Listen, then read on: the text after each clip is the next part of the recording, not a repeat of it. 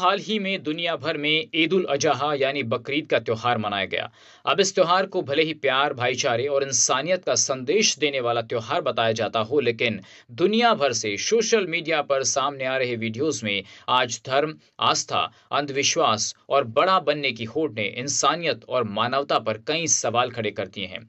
सब जानते हैं कि बकरीद पर जानवरों की कुर्बानी दी जाती है। अलग अलग जगह से आज सड़कों पर, नालियों में बहते खून, जानवरों की कुर्बानी करते वीडियो और घरों में उन जानवरों के टुकड़े टुकड़े कर उन्हें छोटे छोटे पैकेट में समाज में बांटने के वीडियोस वायरल हो रहे हैं। दोस्तों, किसी को मारकर, क्या किसी को हानि पहुंचाकर, किसी को दुख पहुंचाकर क्या कोई त्योहार मनाया जा सकता है? और क्या हम इसको त्योहार की संज्ञा दे सकते हैं? और क्या हम ये कह सकते हैं कि इसमें आपसी प्रेम, सद्भाव और कहीं से भी इंसानियत छिपी है? लेकिन ऐसा भारत ही नहीं, दुनिया भर में हो रहा है। धर्म के नाम पर बढ़ते अंधविश्वास और खुद के जीव के स्वाद के लिए करोड़ों जानवरों को दर्दनाक मौत दी जा रही है। दुनिया भर में ईद उल अजहा को कुर्बानी का त्योहार माना जाता है, लेकिन दोस्तों, कुर्बानी किस चीज की होती है?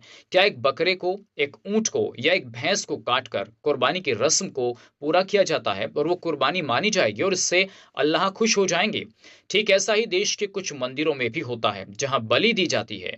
और क्या भगवान किसी बेजुबान जानवर का खून बहाने से खुश हो सकते हैं? बिल्कुल नहीं। दोस्तों, त्योहार खुशियों भरा होना चाहिए। क्या वो त्योहार हो सकता है जिसमें मांस, खून, हड्डियां, दर्द, चीख पुकार और जिंदगी की आखिरी सांस का डर छुपा हो? जानवरों की आंखों से आंसू बह रहे हों और मौत का डर उन्हें सता रहा हो, लेकिन शैतान जरा भी रहम इन बेजुबान जानवरों पर नहीं करते। आज मैं आपको इस वीडियो में एक हैरान करने वाला आंकड़ा बताने जा रहा हूं, कैसे धर्म और आस्था के नाम पर करोड़ों बेजुबान जानवरों को मारा जा रहा है। भारत में लगभग 25 करोड़ मुस्लिम आबादी है और इनमें से करीब 10% परिवार कुर्बानी देते हैं, जिसके आधार पर देश भर में लगभग 2.5 करोड़ पशुओं की कुर्बानी होती है। वहीं अगर दुनिया भर की बात की जाए तो ईद उल अजहा, बकरीद पर अनुमानित 8 से 10 करोड़ पशुओं की कुर्बानी होती है। अब आप अंदाजा लगाइए दोस्तों कि हर साल दुनिया भर में 10 करोड़ जानवर सिर्फ त्योहार और कुर्बानी के नाम पर काट दिए जाते हैं। 10 करोड़ हत्याएं हो रही हैं, खून बहाया जा रहा है और हम खुश हो रहे हैं त्योहार के नाम पर। और दुनिया भर में कुर्बानी के नाम पर होने वाला ये कारोबार लगभग 100 अरब डॉलर यानी 10 लाख करोड़ रुपए का है। भारत समेत दुनिया भर में 10-20 लाख और करोड़ों रुपए के जानवरों को खरीदा जाता है, सिर्फ अपने शौक और अपने आप को अमीर दिखाने के लिए। क्या किसी भगवान या अल्लाह ने आपको कहा है कि आप करोड़ों रुपए के जानवर सिर्फ दिखावे के लिए काट दीजिए? भारत में ईद उल अजहा के त्योहार पर 40,000 करोड़ रुपए का अनुमानित व्यापार हुआ है। और ये सिर्फ त्योहार पर ही नहीं होता। हर साल भारत में 350 करोड़ से अधिक जानवरों और पक्षियों को खाने के लिए मार दिया जाता है, सिर्फ जीभ के स्वाद के लिए। देश के कुल मांस उत्पादन का 57% से अधिक हिस्सा पश्चिम बंगाल, उत्तर प्रदेश, महाराष्ट्र और आंध्र प्रदेश, तेलंगाना से आता है। दोस्तों, आपको जानकर हैरानी होगी कि भारत में सबसे ज्यादा मीट एक्सपोर्ट करने वाला राज्य उत्तर प्रदेश है, जहां अकेले उत्तर प्रदेश की हिस्सेदारी लगभग 40% है। अकेले यहां पर लगभग 14,000 करोड़ से अधिक का कारोबार सिर्फ उत्तर प्रदेश में होता है। और ईद के दिन जानवरों की खरीद बेच का कारोबार भी दोस्तों हजारों लाखों करोड़ रुपए का है। अब आप अंदाजा लगाइए कि कितना बड़ा कारोबार सिर्फ 3 से 4 दिनों में होता है। और फिर कहते हैं कि मुसलमान गरीब है। मुस्लिम साल भर जितना कमाता है उतना ईद पर खर्च कर देता है। अपनी हैसियत से ज्यादा त्योहारों पर खर्च करना उनकी गरीबी का सबसे बड़ा कारण है। साथ ही अब सवाल पूछा जाता है कि सिर्फ इस्लाम ही क्यों, भारत के अंदर तो मंदिरों में भी बलि दी जाती है। वैसे भारत के मंदिरों में पशु बलि देना कानूनी रूप से पूरे तरीके से प्रतिबंधित है, इसलिए इस प्रथा को गुप्त या मेले या त्योहारों में ही पूरा किया जाता है। लेकिन जैसे जैसे जागरूकता बढ़ रही है, वैसे वैसे मंदिरों में बलि प्रथा भी अब खत्म होती जा रही है। हमारा मानना है कि धर्म, आस्था, विश्वास अपनी जगह है, लेकिन बेजुबान जानवरों को धर्म के नाम पर मारना किसी इंसानियत का परिचय नहीं है। चाहे इस्लाम से जुड़ा कोई त्योहार हो या सनातन से जुड़ी कोई प्रथा, बेजुबानों को मारना, उनका खून बहाना और बाद में उनको खाना, ये कहीं से भी मानवता के अनुरूप नहीं है। ये बंद होना चाहिए। इस्लाम में कुर्बानी की मूल भावना के साथ एक बड़े स्तर पर छेड़छाड़ हुई और जो संदेश मोहम्मद साहब ने दिया था उस पर चलने वाले लोग आज शायद 10% ही होंगे।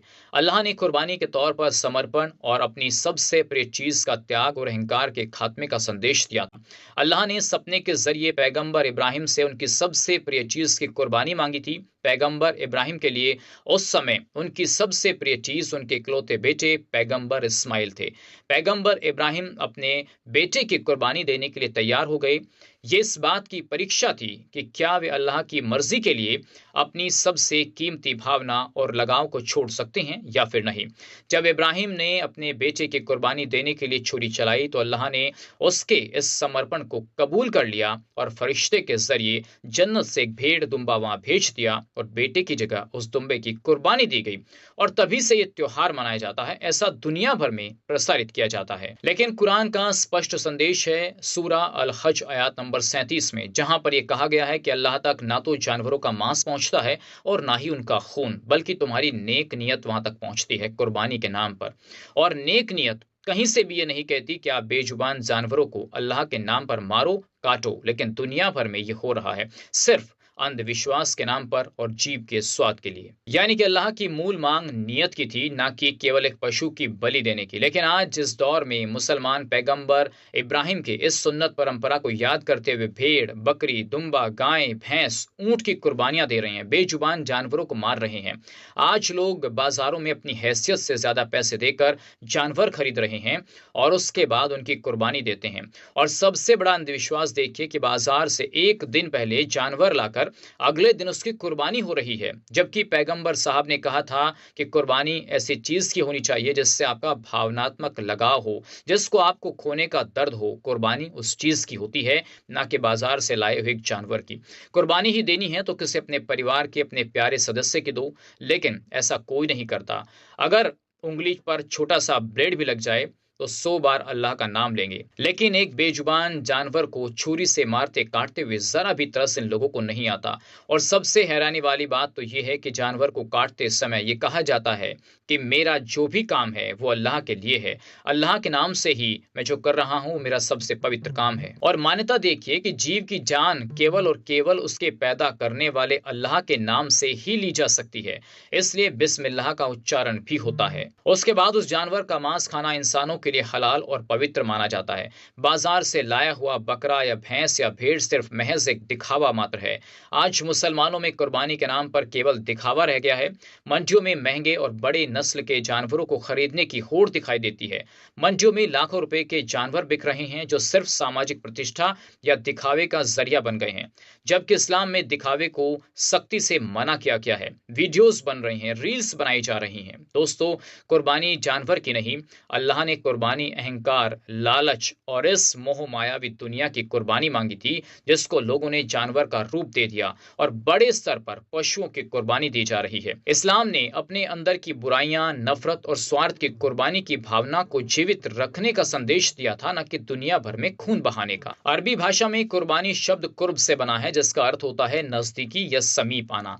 जो पढ़े लिखे मुस्लिम हैं, जो विद्वान हैं, वो जानते हैं कि इबादत का असली मकसद जानवर का खून बहाना नहीं, बल्कि इसके जरिए बंदे का अल्लाह के करीब जाना है। मुसलमान करोड़ों रुपए के जानवर खरीद कर उनका खून बहा रहे हैं, उसे कुर्बानी का रूप दे रहे हैं, लेकिन दिल में घमंड है, दूसरों के प्रति दिखावा है, दूसरों को नीचा दिखाना है, मन और दिल की भावना गलत है, तो अल्लाह उसको कबूल नहीं करता, उसके यहाँ उसकी कोई कीमत नहीं है। मुसलमान महंगे जानवरों के साथ सेल्फी ले रहे हैं, वीडियो बना रहे हैं, कीमत बता रहे हैं, स्टेटस सिंबल बना लिया गया है, जबकि इस्लाम में ऐसा करना हराम माना गया है। बकरीद पर सिर्फ केवल बकरा या पशु की गर्दन पर छुरी मत चलाओ, बल्कि अपने भीतर की बुराई, नफरत, लालच, झूठ और अहंकार की भी कुर्बानी दो।